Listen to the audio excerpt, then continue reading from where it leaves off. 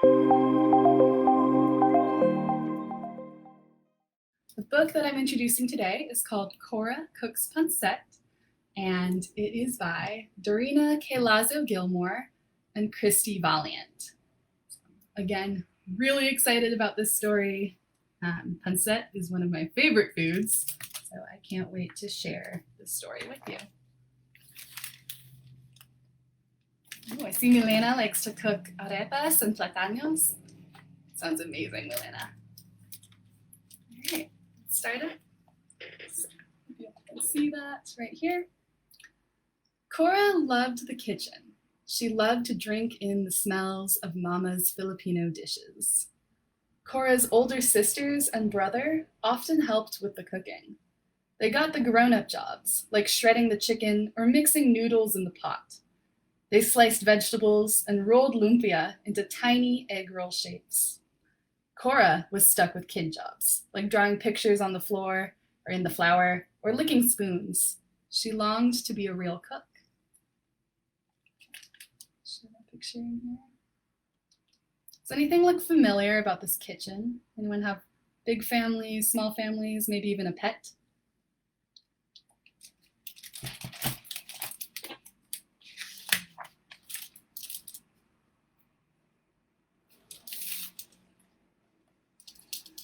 One day, Cora's 3 older sisters headed to the mall.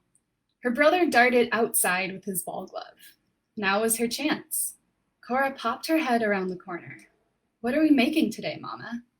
Cora wiped her hands on the front of her red apron. She put her hands on her hips. "What would you like to make today?" asked Mama in her buttery voice.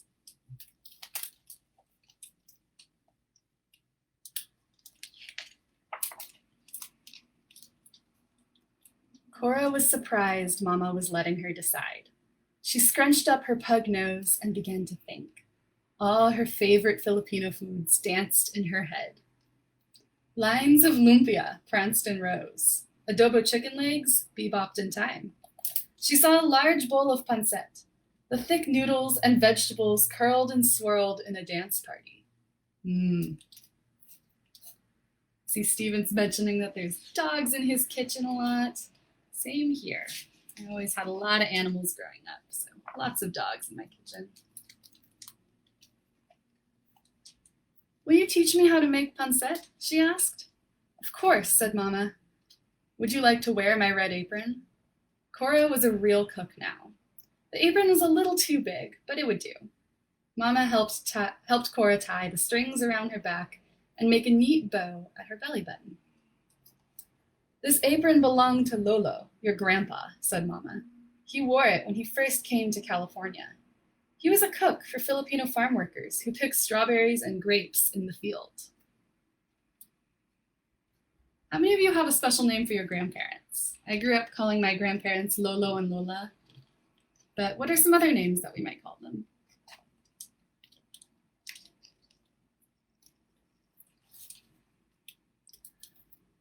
"Did Lolo teach you how to cook?" Cora wanted to know. "He did," said Mama. "I followed him each day to the big kitchen. He created all kinds of dishes to fill the hungry workers' tummies. While he cooked, he told stories about the Philippines, where he was born." Cora nodded as she listened. "Lolo told us about the countryside where he grew up. His family harvested pineapples, bananas, and papayas. He used to eat smashed fried bananas and sweet rice wrapped in banana leaves." How many of you have really fun tales from your grandparents? I love hearing what some of the stories that my grandparents like to share. Cora stuffed her hands in the deep apron pockets. She imagined Mama and Lolo cooking together. She saw Lolo as a boy, unwrapping banana leaves and scooping sweet rice from the inside.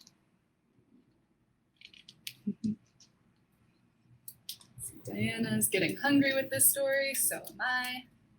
Might make some Filipino food after this. Cora knew the rules in Mama's kitchen. She scrubbed her hands with soap. Mama dug in the cupboards and refrigerator for ingredients. She listed what they needed for the pancit: chicken, celery, carrots, mushrooms, onions, baby corn, cabbage, ginger, garlic, soy sauce. That all sounds so good. Don't forget the noodles, said Cora. Oh yes, the noodles, said Mama.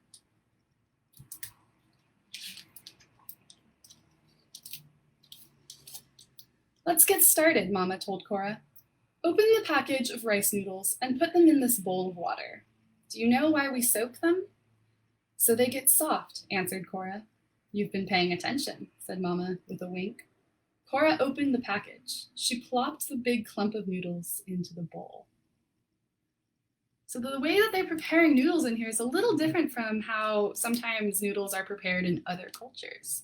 So maybe how do you prepare noodles? Whether it's big spaghetti noodles, maybe even those thick Thai rice noodles. What are some ways that you like to prepare them?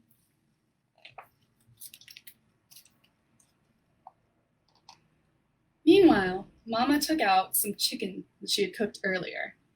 This was Mama's special stash. She used chicken for all kinds of Filipino dishes, like tanghong, chicken curry, and lumpia. Want to help me shred? Asked Mama. Cora's eyes grew wide. A grown-up job. She was ready. She pulled the chicken pieces apart the way her older sister Prim did. She placed them on a plate. Cora snuck a tiny bite of chicken. She rolled it to the back of her mouth before Mama noticed. The salty taste tickled her tongue. How many of you like to sneak food in the kitchen? I always do. I'll chop, said Mama. Cora arranged the vegetables in neat rows.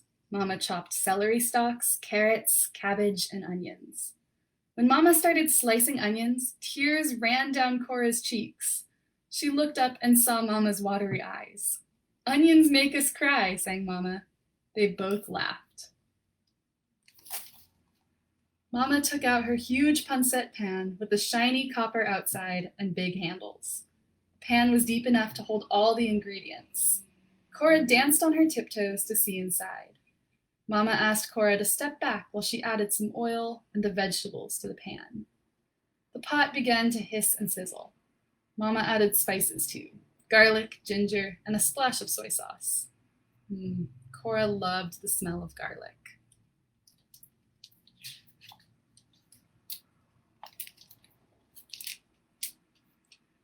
Can you check the noodles, Cora? Asked Mama. Cora scratched her head. She tried to remember what her sister Sarah did when she checked the noodles. Cora thought she should sniff the noodles. She picked up the bowl too quickly, and water sloshed on the floor. Are you making a mess? Asked Mama with pointy eyebrows. Silly Cora, you just need to touch the noodles with 2 fingers to see if they are soft. Mama laughed and handed Cora a towel to mop up the mess. Mama went back to work, straining the noodles. I like to make messes in the kitchen. I mean, I don't like to make them, but they happen sometimes, right? How many of us have accidents in the kitchen? Maybe some sauce gets sloshed onto a countertop. Now for the fun part, said Mama. Let's add the noodles to the pancit pan. Can I stir? Asked Cora. She knew that this was another grown-up job. Yes, but be careful near the burner, called Mama, who pulled out a stool for Cora to stand on. Cora began to stir in a wide circle. She watched the noodles somersault over the carrots and celery. She made the soft onions sway this way and that. The smell of ginger, mixing with garlic, floated to her nose. A few mushrooms escaped from the pot. Oops. Do you all see the mushrooms escaping?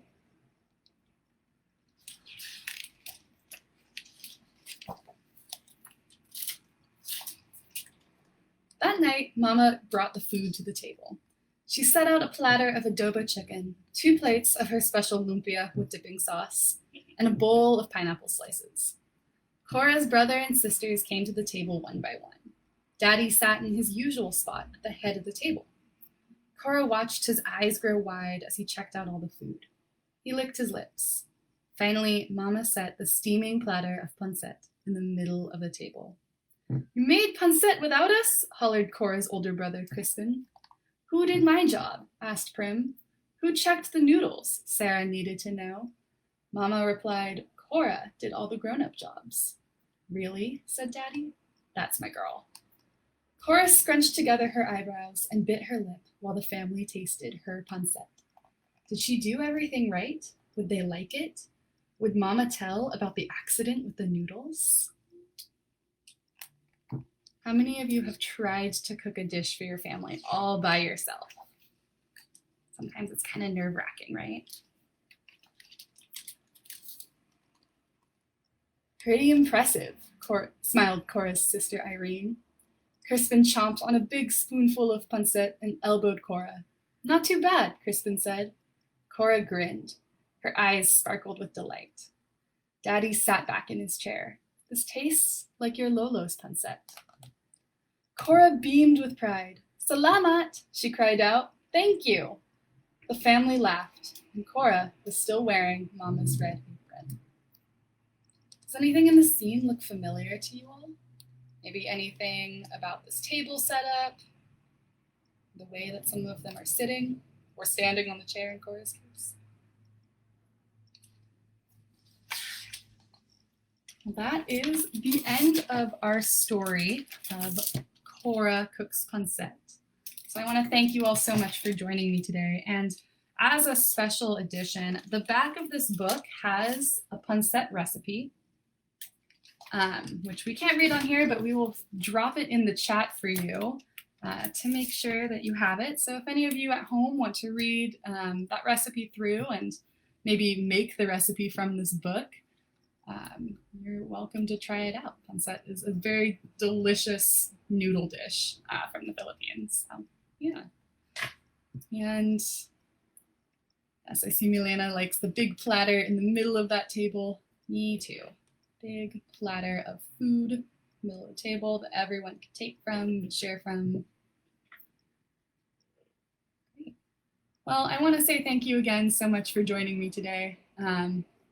Cora Cooks Pancit recipe is in the chat right now for you all to check out. Maybe it'll be something fun to try with your family this weekend. And if not, maybe something else that you and your family might want to make this weekend. But thank you all so much for joining us. Again, my name is Maya. I work at the Natural History Museum as a gallery interpreter.